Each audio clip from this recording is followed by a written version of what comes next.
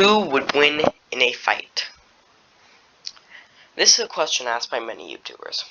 My question is, who would win? A British Revolutionary War battalion or a horde of zombies?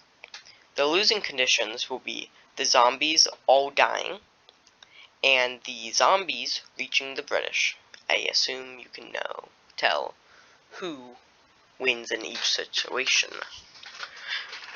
So let's start with the zombies. We'll be using the Walking Dead variety, and I gave them about 1.5 miles per hour using human walking speeds as a baseline, and I just cut that in half.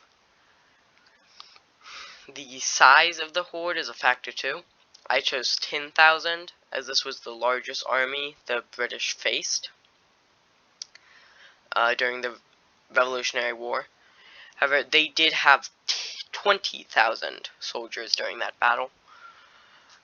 Now the British, they had a battalion size of 642 soldiers, and a single soldier could fire off 3 to 4 rounds per minute.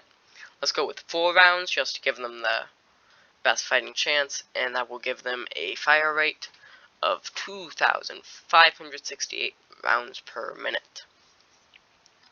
However, they couldn't all fire at once, so I had them go into a formation shown up on screen. It takes 2 seconds for them to fire. It will take 10 seconds for them all to fire, giving them about 15 seconds of downtime, and that's to reload. So the whole process will take about 25 seconds. So between each volley. Since the muskets were smoothbore, let's say every other round would miss, so they hit with a rate of 2 rounds per minute. If the zombies start moving at the max range of 100 yards, the British would be able to kill. Well, it would take the zombies 2 minutes to get to them, so the British would be able to kill 2,568 zombies. But I didn't like this that much, so I had the zombies move in groups of 1,000, split into 10 rows. So this would let them kill 1,284 zombies per minute, and that changed nothing. So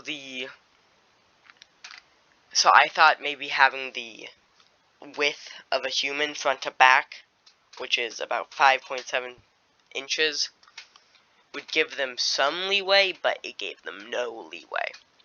So it barely let them kill any more zombies. So basically, British loses, like they always do.